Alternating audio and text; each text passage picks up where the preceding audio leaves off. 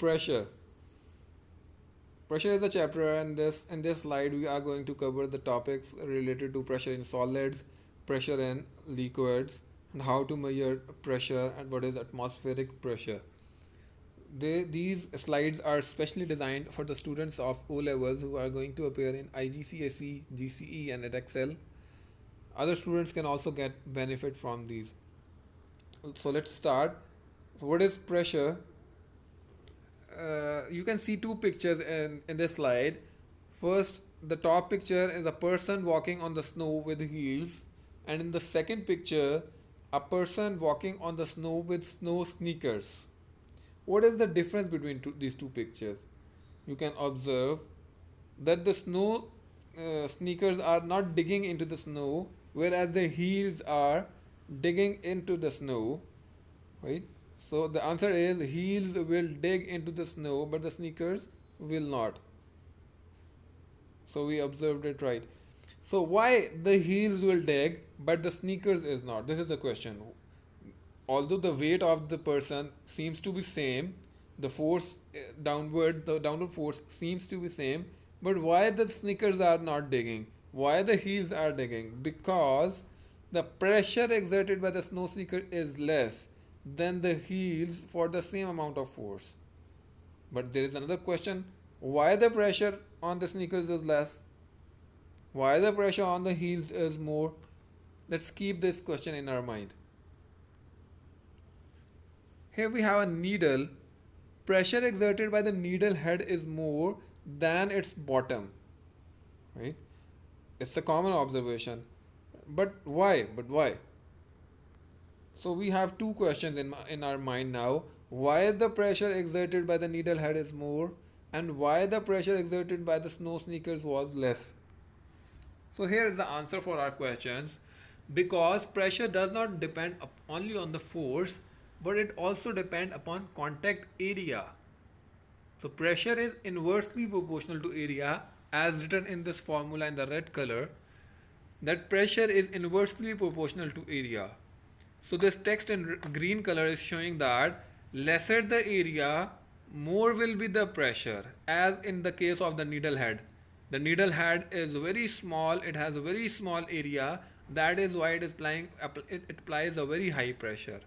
Whereas more the area, lesser will be the pressure, as in the case of snow sneakers. As the snow sneakers have more area in contact, so they will apply less pressure. That is why they were not digging into the snow. So we can move this formula in a number of ways. For example, keeping the force constant, keeping the area constant, keeping the pressure constant. So we can say that keeping the force constant, pressure is inversely proportional to area. Keeping the area constant, pressure is directly proportional to force. Keeping the pressure constant, force is directly proportional to area. So example, in this example, the green color is there to show the area, black color is showing the force, and the boxes in red color, they are showing the pressure. So in the first example on the left side, right, the 50 Newton force is applied on the very small area. A 50 Newton force is applied on a smaller area of 1 meter square, whereas in the other example, same amount of force, that is 50 Newton, is applied, is distributed over 5 meters square, right? So if we calculate the pressure for the first example, so that will be equal to 50, which is the force, divided by 1, which is the area. So the pressure will be 50 Newton per meter square, right? Newtons are the units of force, meter square are the units of area. So the pressure will be 50 Newton per meter square, a huge pressure, as compared to the second example, in which when we distributed the force into 5 parts, each force become 10 Newton force. So a 10 Newton force over 1, or you can also keep it like 50 over 5. 50 over 5 or 10 over 1. So the pressure will be 10 Newton per meter square. So from this example, you can easily see that same amount, we have the same amount of force, that is 50 Newton, but we have changed the area. So on smaller area more pressure is applied, and on bigger area, more the area, lesser will be the pressure.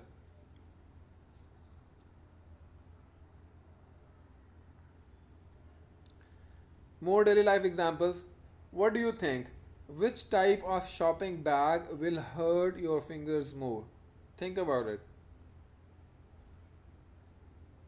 You give an answer A because the area of the strips in the A is small. That is why they will apply more pressure on the hands. So the units of pressure, the units of force are Newton, units of area are meter square. So the units of pressure will be Newton per meter square, which is equal to Pascal. So we can define a Pascal that if a force of 1 Newton is applied on an area of 1 meter square, the pressure will be 1 Pascal. Right? So 1 kilopascal will be equal to 1000 Pascal. More example, why we have more number of tires in a truck or a loader? Think about it. You got it right. Because, let me give you the answer. Because area in contact becomes more by increasing the number of tires, the area in contact becomes more and the pressure on the road decreases. That is why we have more number of tires, to decrease the pressure on the roads. Okay, now we will move towards the pressure in liquids. Before this, we were studying the pressure in solids, and we studied the formula for the pressure in solids, which was equal to weight over area, or it can be force over area. So let's have a block filled up of water. This block we have in blue color. This block is filled up of water. The weight of the water is mg, and the area, cross sectional area, is A. We know that m is equal to rho into v, density into volume. So let's put density into volume, rho v instead of m. So and we also know that v is equal to ha. If we put ha instead of capital V, then it will become rho hag over a. A will be cancelled with a, and we will have rho gh. So pressure in liquids have a formula which is equal to rho gh, where rho is the density, g is the acceleration due to gravity, or you can also say gravitational field strength, and h is the height of the liquid.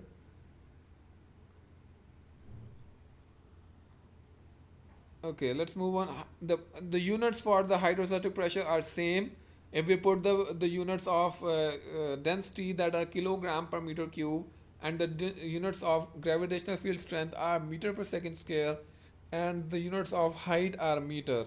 So it will become Newton per meter square at the end by simplifying it, which is equal to Pascal. So units of hydrostatic pressure. Hydrostatic pressure is the pressure exerted by the fluid at rest. So the units of hydrostatic pressure or the pressure in liquids are same as the pressure in solids. That is Pascal.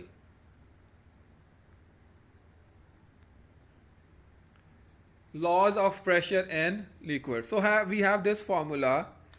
Keeping the density and gravitational field strength constant, pressure is directly proportional to the height. So more the height above the exit point, more will be the pressure. For example, in this figure, the bottom exit has more height of water, which is shown in the green color.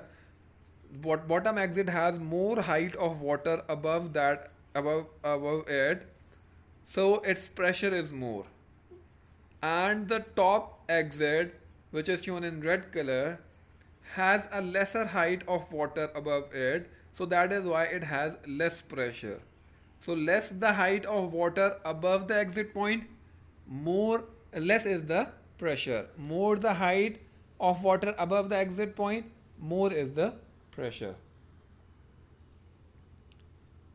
So we will apply this law in this real life example. Why the question is why the turbine fan is installed at the bottom in the design of a dam. So you can look in the picture, the turbine blades, they are installed at the bottom. Why? The answer is more the height of water above the exit, more pressure it will rotate the turbine. So that is why the turbine blades are installed at the bottom of the turbine. Okay, we know that P is equal to rho GH, keeping the G and H constant. Pressure will depend upon density. More the density of the fluid, more will be the pressure. As in the case of honey, it has more pressure because it has more density as compared to water. The third law says that pressure acts in all directions. For example, a submarine, right, submerged in water, a pressure is applied in all direction of a submarine. Or you can do an experiment at your homes that fill up a balloon or a polythene bag with water and make small holes in it with the help of needle. Make several holes in it and then fill that polythene bag or a balloon with water. Now you can see that water will exit the balloon or the polythene bag in all the directions. The pressure will applied in all the directions. So this is the third law of pressure in liquids. The fourth law is pressure does not depend on the shape or the width of the container, because you know that the formula is equal to rho GH. So it depends on density, it depends on gravitational field strength, and it depends upon height. So the pressure in liquids does not depend upon the cross sectional area or the shape of the container. So you can see in the picture all three different types of shapes, they will have same pressure irrespective of their shape, because their height is same, their density is same, the value for G for all these three is same. That is why the pressure for 1, 2 and 3 will be same irrespective of their shape and area.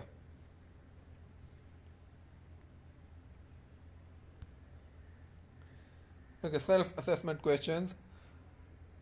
Think about it. Why is a cutting edge of the knife is made very thin? The answer is by making the area smaller and smaller, more amount of pressure will be applied, right? So in the second, why the thickness of the soil increases towards the bottom in the design of a dam? Because we know that more the depth of the water or more the height of the water at the bottom, it will apply more pressure. So that is why there is more soil, because there more pressure will be applied by the water near the bottom. Okay, buoyancy.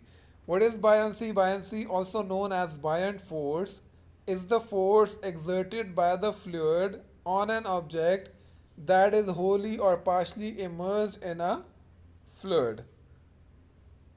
There is a principle called Archimedes principle.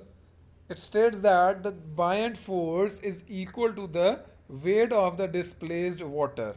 For example, we are loading down a block, and the amount of water displaced by this block, for example, is 3 pound.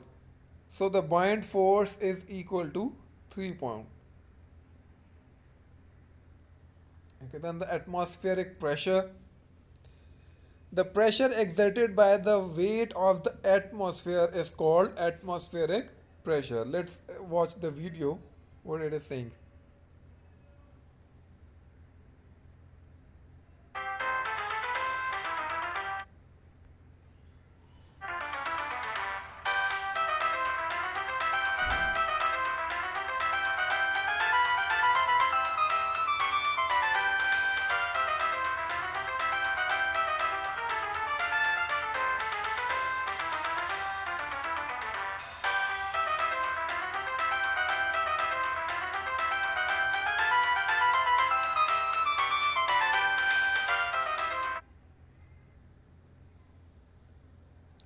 So you can do this experiment at the house.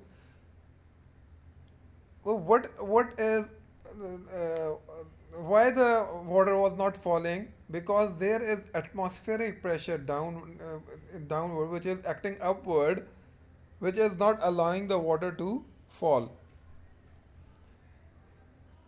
Medberg Hemisphere Experiment in 1648, two large hollow hemispheres of copper were vacuumed, right? They were vacuumed with the help of a machine, and all the air inside of these two hemispheres were taken out. And then the teams of 15 horses, two teams of 15 horses were insufficient to separate the halves. Why? Because from inside the halves were empty, and from outside the atmospheric pressure it was so much that the horses were not able to separate the two halves of the hemisphere. Okay, let's watch another video, then we will talk about it. And it's part of the Year 9 science curriculum. Is what we're going to do is we're going to be heating up a little bit of water in the bottom, and as we heat the water up, it changes phase from liquid to gas, and that gas fills that space, and all of the inside gets really hot. And then what we're going to do is we're going to switch the gas off, and we're going to close the lid, and we're going to put the hose pipe on. And what should happen is that because the volume... Okay, what is it doing? He has filled the can with the steam, right? There is steam in the can, and steam has evacuated all the air inside the can. All the air is pushed out of the can with the steam. Now, what will they do? They will close the cap of this can, right? And will remove the fire from will take the fire out of the can, and will and they will put a cap on the can. Now, when they will cool down the steam with the help of water, what will happen? The steam will condense, and there will be a vacuum space created inside the can. There will be a vacuum inside the can and atmospheric pressure outside the can, and due to that the can will burst, right? It will burst due because the pressure outside, which is the atmospheric pressure, is so much that it will burst the can.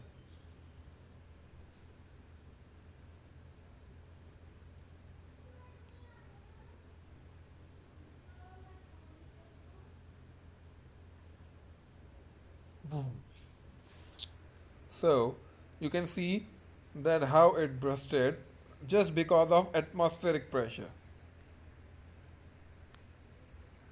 So you can read the text as well. Usually the air pressure inside an open can is same as the pressure outside. However, in this experiment, the air was driven out of the can and replaced by the water vapors.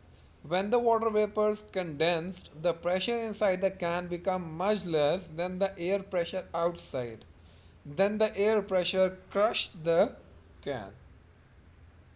So this is how much the air pressure is around us. More examples. We have an example of suction. Uh, in suction, we make create a vacuum inside our lungs, and atmospheric pressure pushes the water inside our body. In a syringe, we create a vacuum inside the syringe, so there is a pressure difference outside and inside of a syringe. So the outside pressure is more. That is why the atmospheric pressure outside, it pushes the water into the syringe. Here we have a rubber sucker which creates a partial pressure inside, and there is a pressure difference outside and inside of this rubber sucker, and it got stuck with glass or some or any type of material. Okay, you can think about some more examples, for example a vacuum pump or and other examples at your homes. Okay, question. Atmospheric pressure at sea level is so high that it is equal to the weight of 20 cars. You can see how much weight of 20 cars can be. It's in the picture.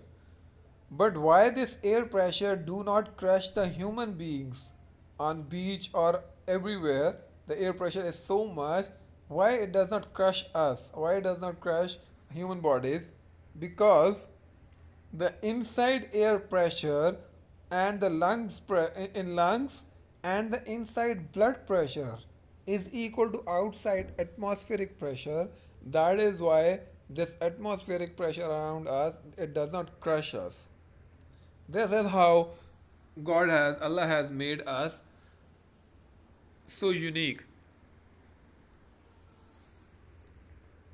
So do you remember this law of pressure in liquids? We are going to apply the same law in pressure in atmospheric pressure or pressure in air. So you remember this law that more the height of water above the exit, more was the pressure, and lesser the height of water above the exit, lesser was the pressure. Same happens in atmospheric pressure. Air pressure increases with depth and decreases with altitude. For example, here you can see that there is a car on the road. The air pressure on this car is more, shown in the red color, because the air above the car is more, right? So the pressure of that air on the car is more. So the car is experiencing more pressure. Whereas an aeroplane, which is in the skies, have a less amount of air above it, so it has less amount of pressure on it. So that is why when we go on the in the mountain region, right, at high altitude, we feel difficult to breathe because there is less pressure outside, so we have to suck the air inside our lungs, right? So why the air pressure in hilly areas, for example Murray, is lesser than air pressure in a sea area, right? For example Karachi, because of this reason, because at high altitudes the air pressure above us is less, because height of air above us is less.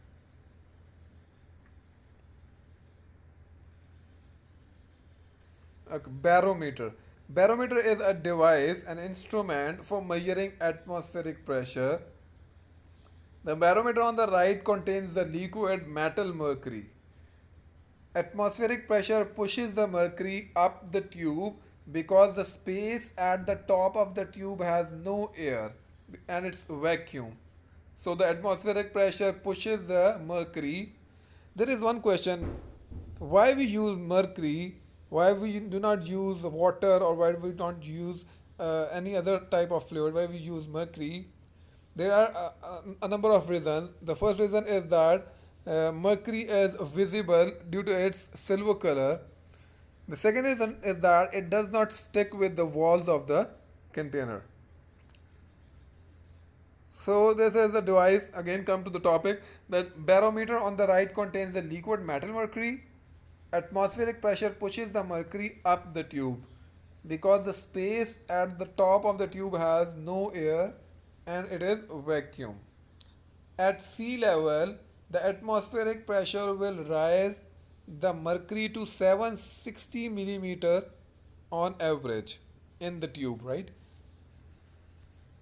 So for our convenience, we describe this as 760 millimeter of mercury, which can be easily converted to Pascal and other units. So this 760 millimeter of mercury, which is at the sea level, it is called atmospheric pressure.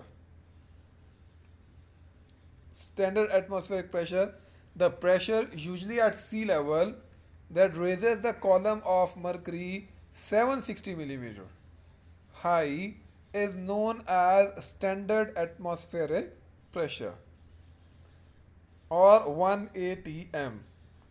So we can say that the atmospheric pressure on the beach is 1 atm. So we know that the pressure is equal to rho gh in fluids, and the density of the mercury is 13500 kilogram per meter cube. Acceleration due to gravity is, or the gravitational field strength has a value of 10, and the height of mercury column is 0.76 meters. We have converted millimeters into meters. So the 1 atm will be equal to 13500 multiplied by 9.891 more precisely, and 0.76 is equal to 100,000 Pascal, right? So 1 atm is equal to 100,000 or 10 raised to power 5 Pascal. So here we have another device called manometer.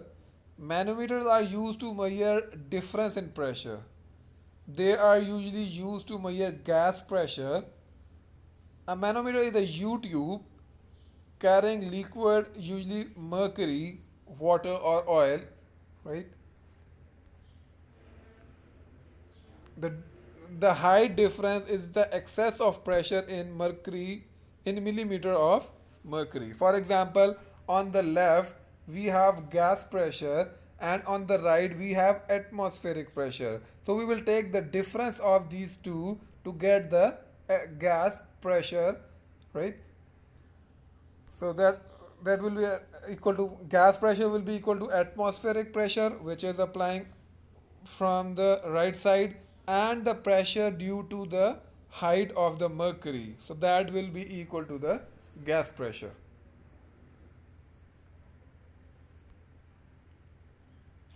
Hydraulic machines. In some machines, the force is transmitted by liquid under pressure. Because we know that most of the liquids are incompressible, so such machines are called hydraulic machines. If the trapped liquid is put under pressure, the pressure is transmitted to the other side of the liquid. This was described by Pascal, so it is called Pascal's law, right? So here we have a hydraulic press operated on the above principle of Pascal's law. Here we have an experiment, an example of hydraulic brakes. That when the brakes is applied on one side, the pressure is transmitted to the other side of the fluid, and brakes are applied in this way. Okay, the relationship between the pressure and the volume. By decreasing the volume, if we decrease the volume, the molecules will strike the walls of the containers more frequently, right? When they will strike the walls of the containers more frequently, they will apply more force and hence more pressure, right? So lowering down the volume or cutting down the volume to half will double the pressure, right? Because the molecule will strike with the walls of the container more frequently. So pressure is inversely proportional to volume. Lesser the volume, more will be the pressure. More the volume, lesser will be the pressure. So the product of pressure and volume will remain same, and we can say that P1 V1 will be equal to P2 V2.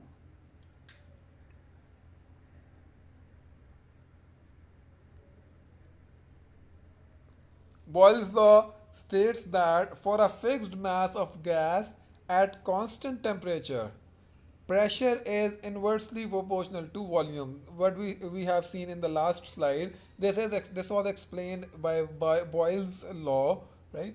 So it states that pressure is inversely proportional to volume.